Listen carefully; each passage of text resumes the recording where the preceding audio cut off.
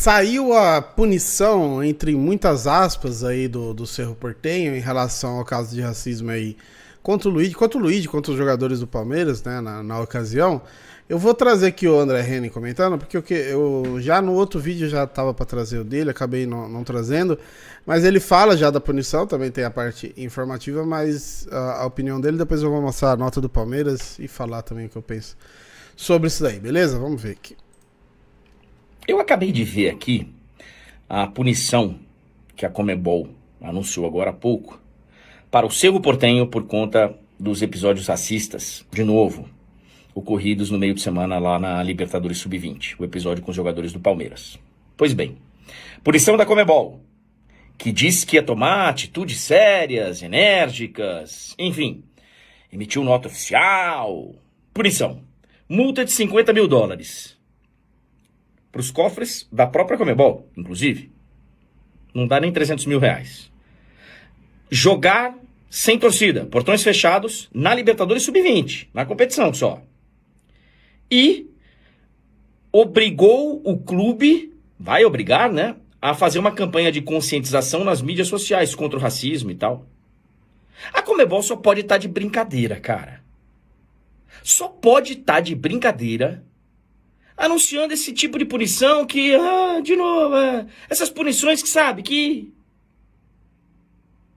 não ocasionam em nada. Não resolve nada. Não ajuda a resolver nada. Baita de uma punição. Nossa, jogar em portões fechados na Libertadores Sub-20. Já deve ter lá um público, sei lá, de 1.000 torcedores. Então, não, agora prejudicou o time, não vai poder ter 1.000 torcedores aí nos jogos. Multa.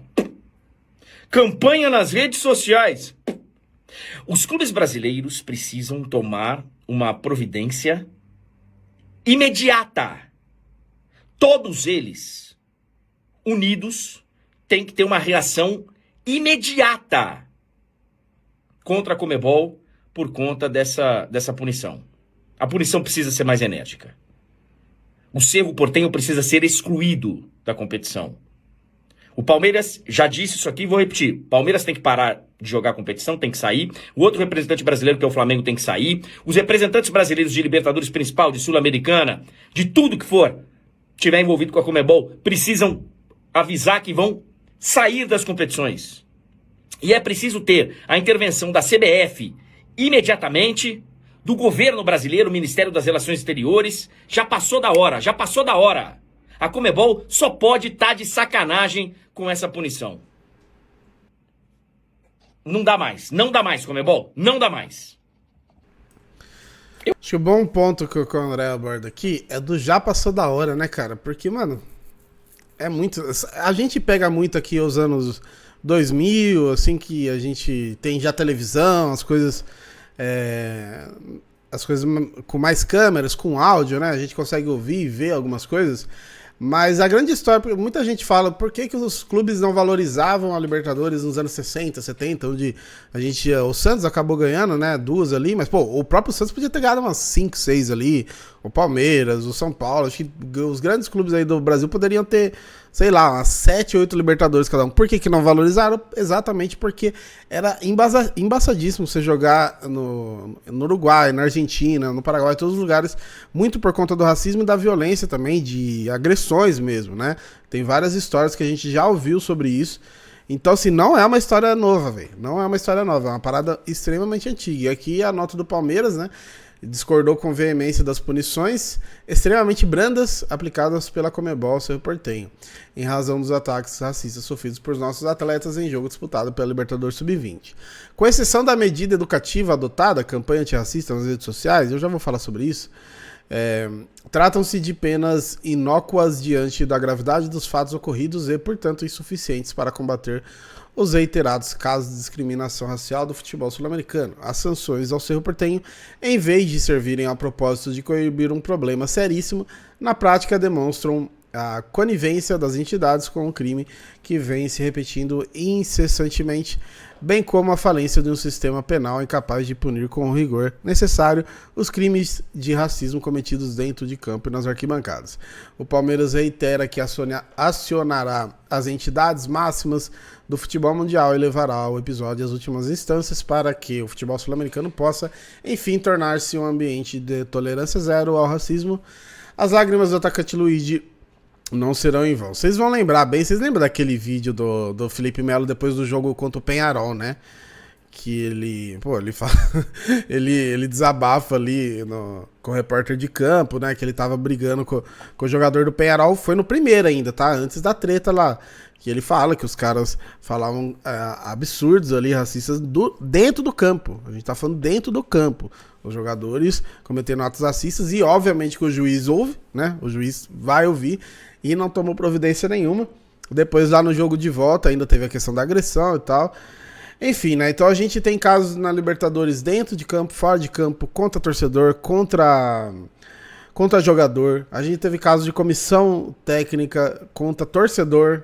Então, tipo, não tem segurança nenhuma. Então, como o André Henning falou ali, é uma parada que passou da hora mesmo, né? Dos clubes brasileiros se unirem mais fortemente. Muita gente considera excluir um clube muito grave, muito enérgico, né? Pô, foram os torcedores. Mano, tem alguns pontos. Primeiro que eu acho que é só assim que você vai começar a dar uma melhorada. Mas tem outros pontos. No caso do Cerro, é o terceiro caso já. É o terceiro caso contra o Palmeiras. Provavelmente você caçar e tem contra outros times. A gente pega o Boca Juniors, por exemplo, que eu falei, o cara de dentro do clube, fora todas as outras oportunidades. Do Boca Juniors tem um vídeo que é uma criança. Esse aqui a gente ficou, né, pasmo que o cara tava fazendo um ato ali com uma criança de colo, lá no Boca, lá na La Bombonera, tinha um moleque ali, acho que com seus 11, 12 anos fazendo, né, em outros estados também. Então, mano, hoje o Brasil, ele comanda a Libertadores, né, não é só, principalmente porque são os campeões atuais, né, de anos aí, que só tá dando um time brasileiro, mas comanda financeiramente também. Os grandes jogadores que jogam a Libertadores hoje são dos times brasileiros. Especialmente agora nesses anos aqui que estão voltando alguns jogadores aí da Europa, né? Pô, você tem no Flamengo aí que você já tinha ali o Arrascaeta, o Gerson, o Bruno Henrique, o Gabigol que tava ali. O Palmeiras esse ano, por exemplo, você vai ter um Vitor Roque, o Felipe Anderson, o Paulinho. O São Paulo você tem o Oscar e o Lucas, né? O Corinthians acho que não vai entrar, mas o Corinthians se cair na pré agora entra na Sula, mas já tá jogando a pré, então tá dando também essa atenção pra competição com o Memphis aí também envolvido, sabe? Então tem muito jogador grande que joga a competição só por causa dos clubes brasileiros. Só por causa dos clubes brasileiros. Então os clubes brasileiros têm o poder, tanto midiático quanto financeiro, de dar uma boicotada boa mesmo. Isso vai acontecer? Não vai. Isso é uma utopia imaginar isso acontecer. Porque é óbvio, a gente olha muito pro futebol e a gente quer ser campeão, quer ganhar uma Libertadores aí, porque a competição é importante e tal.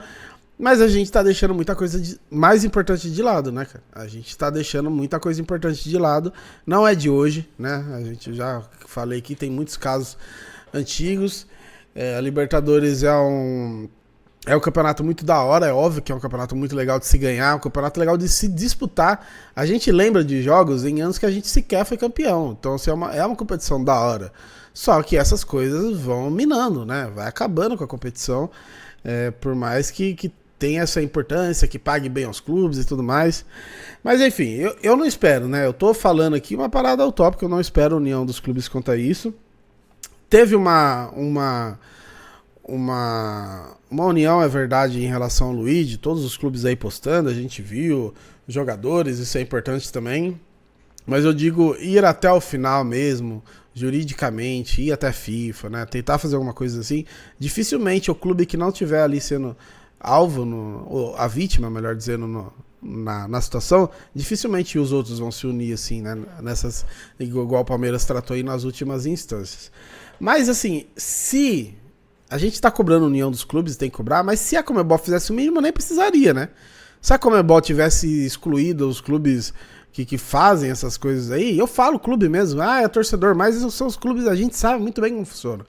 os clubes também poderiam aí ter sido já excluídos em alguma oportunidade, talvez, né? E aí eu falo talvez, melhoraria um pouco, porque eu sempre vou citar o caso do hooligans, porque os hooligans são o extremo da violência esportiva que a gente teve na história. Tudo bem, teve muito caso de violência esportiva, mas os hooligans eram um negócio assim, todo jogo, né? Todo jogo, até quando não tinha jogo, os caras faziam as coisas.